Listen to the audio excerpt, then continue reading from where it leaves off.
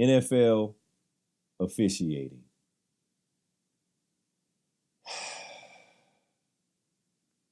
Let's go.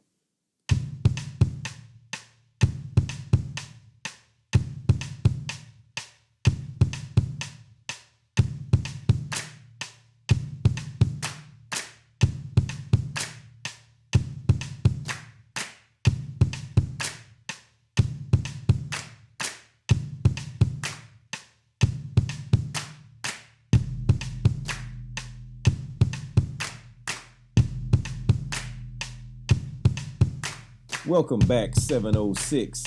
And oh my goodness, what is going on with the officiating in the NFL this year, man? You know, it was pretty bad on Sunday. And what's happening is they're beginning to stack multiple weeks of bad officiating together. And I don't know what the solution is for the NFL. But we're going to dig right into it right now and get into some of the most controversial calls that went down on Sunday. Beginning with the Dolphins and the Jets game. Late in the fourth quarter, Nick Needham broke up a pass, and I looked at my homeboy when it happened, and I said, we just got away with one right there. And obviously the officials agreed with me because there was no flag on the field. And I've looked at that play a bunch of times since then, and I've come to the conclusion that it's the correct call. Nick Needham did grab him, and he did turn the receiver with his right hand while he batted the ball down with his left hand. So I don't have issue with the call itself. I have an issue with how the call was made. And I know, look, there's going to be legitimate arguments out there from Dolphins fans about that, that play happens 100 times in a football game. And I would say you're right, because you can literally call a penalty on every single play in the NFL. And those of you that have played the game, you know this. It's kind of hard to play football without clutching, grabbing, holding, tugging. So there's certain calls that can be called on every play. And we're going to put a pin on that. And we're going to circle back around to that a little bit later when we discuss what happened in another football game on Sunday. Getting back to the Dolphins, it was the correct call. My issue is this. The league has a new system where the league office, while they're watching a game, if they see something that should be a penalty, they can stop the game and have it reviewed. And the official on the field, number one, doesn't initiate the review, and number two, they don't have the ultimate call.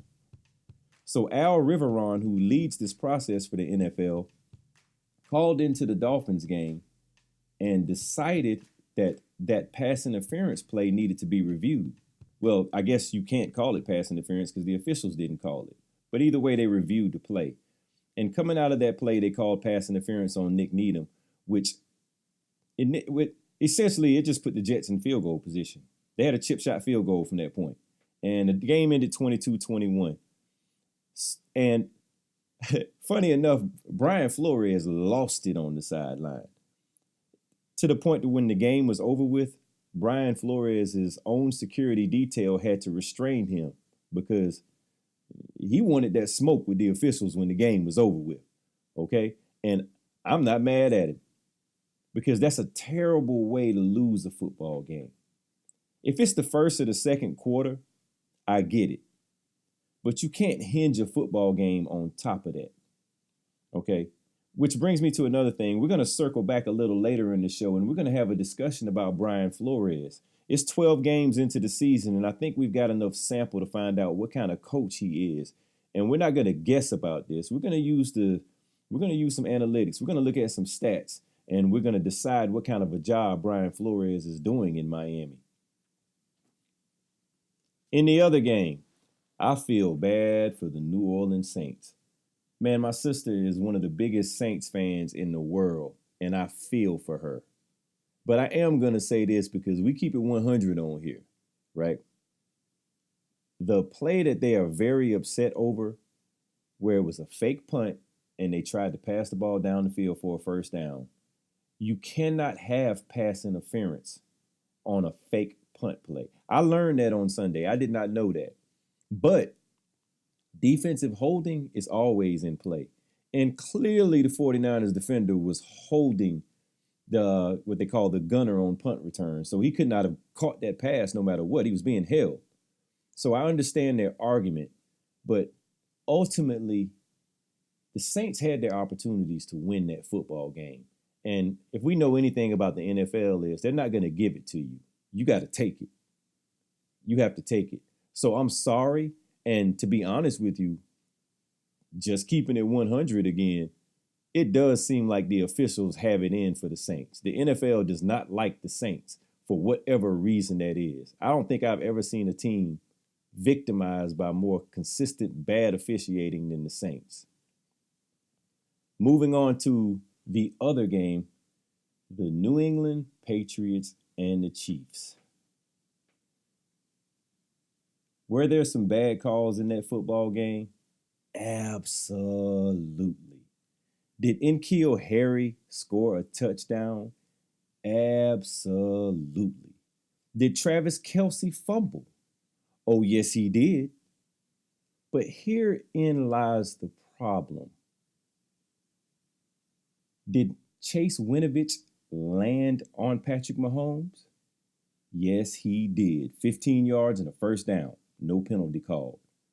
Did Dante Hightower hit Patrick Mahomes late out of bounds? Yes, he did. 15 yards and a first down.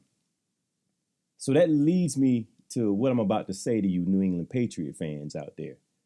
And you're going to take this tough love right now because that's exactly what this is. There ain't a single NFL fan base that wants to hear you complain about officiating for the next 175 years of professional football. Okay? Now, remember when I told you to put a pin on that you can call a penalty on every play in the NFL? We're going to revisit that right now. And we're going to look at the reality of what happened to the Chiefs on Sunday. The Chiefs, like everybody else who have played against the New England Patriots for the last 20 years, got blistered with penalties on Sunday. They had 9 penalties for 141 yards. And if they didn't decline the face mask on Patrick Mahomes, you're looking at 10 penalties for 156 yards. Brady only passed for 160 yards in the game. If you take away those penalties, it's a blowout. There's nothing to discuss. It's a blowout. And what's happened is because of that over the years, watching teams get blistered with penalties, you have become the whiningest fan base in the history of football because you look for it. You wanted it to happen so many times. You know what the only difference was in that Chiefs game on Sunday than in previous years? When Brady threw that incompletion in the end zone on that last play, that phantom penalty flag didn't come out and save the day. Okay? You just screwed Dallas last week. So I don't know what to tell you. Rub some ointment on it, Buttercup. Ice up, son, and move on. Okay, so we're at the other end of this break, and I am going to discuss the job Brian Flores is doing in Miami, and you may be surprised at the outcome of that assessment. Stay tuned. But if I leave, the fans still gonna love me, man?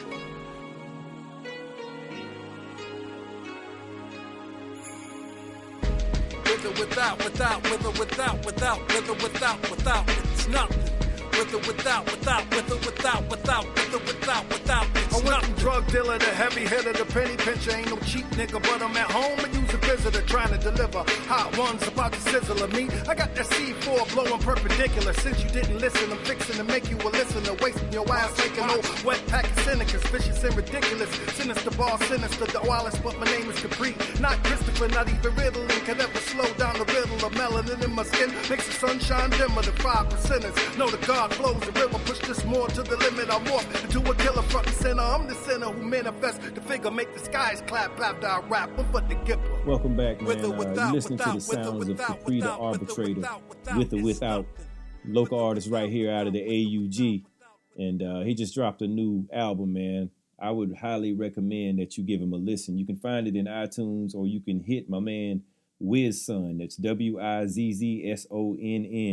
Wizson, up on Instagram to find out how you can, sample the album, stream, download, purchase, and do whatever to support local artists right here in Augusta. All right, that brings me back to the discussion about Brian Flores. And before we dig into this analysis of Brian Flores, I want you to know what kind of sparked the thought process behind this. If you don't listen to local Miami radio, or if you don't follow any of the beat writers that cover the team, there's a beat writer by the name of Omar Kelly, the infamous Omar Kelly, who a lot of Dolphins fans have beef with. And there's a gentleman by the name of Joe Rose, a former Dolphin great, who has a radio show on WQAM 560. And they got into a spat about the job Brian Flores was doing last week after the Eagles game.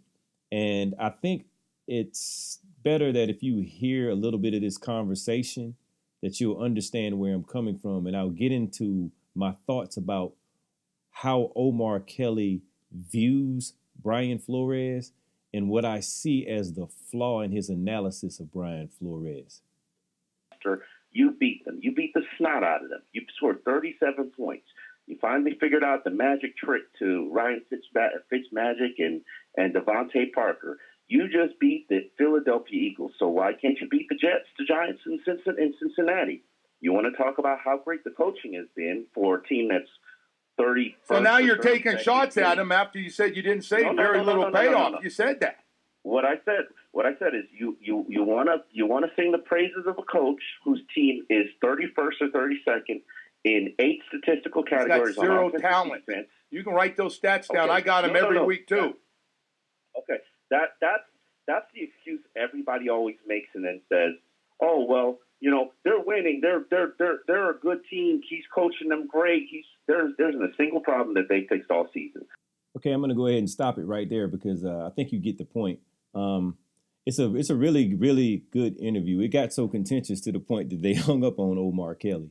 And, here's where I think Omar is unfair in his assessment of Brian Flores. He asked, what has Brian Flores fixed since the beginning of the season? And the beginning of the season would be the first 4 games before the bye week. And he was quoting statistics saying they were 31st and 32nd in 8 statistical categories. But the reality is he's including the statistics from those first 4 games. And that's not how you analyze that. The first 4 games would be the reference point. And the proper way to look at the job that Brian Flores has done would be to separate out the statistics for the first 4 games, look at what they've done the last 8 games, and then compare that to the league averages. And that's what I took some time to do. And here's what I came up with Brian Flores. At the end of 4 games, the Dolphins were 32nd in every statistical category, and they'd given up 1,888 yards of total offense. So your reference point is they were on historic pace as the worst offense in football and the worst defense in football. They went into the bye week, and since the bye week, the Miami Dolphins have improved to 21st in total defense, from 32nd to 17th in pass defense, 28th in rush defense, 25th in total offense, and 15th in passing yards per game. And that was prior to this Jets game on Sunday. So when you ask the question, what has Brian Flores fixed in Miami? The answer would be everything. Everything except 2 categories which he cannot improve upon without upgrading the talent base. And that would be rushing offense and rushing defense. I don't think there's been a coach in the last 20 years that have dealt with the type of transition that Brian Flores has dealt with this season. And here's what I mean when I say that. Everybody points to the Dolphins lost Laramie Tunsil, but let's dig deeper. The Miami Dolphins lost Laramie Tunsil, Kenny Stills, Kenyon Drake, Kiko Alonso. Xavier Howard only played a handful of games, and has anybody seen Rashad Jones at all this season? No, he's on injured reserve. Not only that, I can't tell you how many times Brian Flores has claimed a player on Tuesday and started him in the game on Sunday. So if I view Brian Flores through that lens, he's doing one hell of a job in Miami. And I'm anxious to see what he can do moving forward because we're not going to anoint him just yet. We're only analyzing what he's done this particular season. And if you look at the assets that the Miami Dolphins have accumulated, they're going to be a problem fast. And here's what I mean. They have 3 picks in the first round of next year's draft and 2 picks in the second round. In a normal NFL year, you get 1 pick in the first round and 1 pick in the second round. They literally have 3 years worth of draft picks in this upcoming draft, and that's only half of it. The salary cap is going to go up to between $188 and $201 million. That's going to give the Dolphins about $120 million in cap space. And they have players that are returning and players that are contributing this year. So I'm very anxious to see what they can do moving forward. All right, we got a break coming up right here. And on the other side of this break, we're going to take a look at the college football playoffs. I'm going to give you my take on who I think is going to take it all and who got left out. City overpowers the country. Asphalt rolling over animals and trees. And y'all still sleep. Red dirt used for clay brick. Country overpowers the city on some rain shit. Broke it all down in the slot where the hogs be. Chickens in the backyard, dog on the ground sleep. Pond in the front yard, that's where the fish at. The city sold the country for their shit in the contract. Now they got beef, but the stock is the same world. Flexing on each other when they fucking the same girl. City made commerce to feed the illusion. Country didn't double up green with dead men. Fuel to the fire, they both got burnt quick. Screaming, God help me, and the devil made me do it. City and the country sold out for real cheap. Worry about each other when the beast gotta eat. That is City versus Country from the new album called Live Forever by Capri the Arbitrator. Once again, man, he's from right here in the 706. So if you want to give him a listen, man, I highly recommend you listen to this album. And reach out to @WizSon. That's WIZZSONN on Instagram and find out how you can click the link and download and purchase and do all of that and support local hip hop here in Augusta. On to the college football playoffs, man. And I know a lot of you Georgia fans is out here mad, but man, don't nobody want to hear that. They got it right this time with LSU, Oklahoma, Ohio State, and Clemson. With LSU getting Oklahoma and Clemson getting Ohio State, I'm going to give you my take on how I think it's going to play out. Right now, I got Clemson and LSU in the national championship game. And to be honest with you, I'm rolling with Clemson all the way. Clemson has had a lot of disrespect because people are looking at their schedule and they're saying they haven't played anybody. But are we going to sit here and pretend like these are not the national champions? They're coming off an undefeated season. So, in order to beat a man, you got to beat the man, right? The biggest threat that I do see is LSU, and Joe Burrow is hot as a firecracker right now. But they can be exploited. They're a little smallish in that front seven, and I think that they can be had. So I do have some concerns against them against Oklahoma because, we all know Jalen Hurts has a point to prove.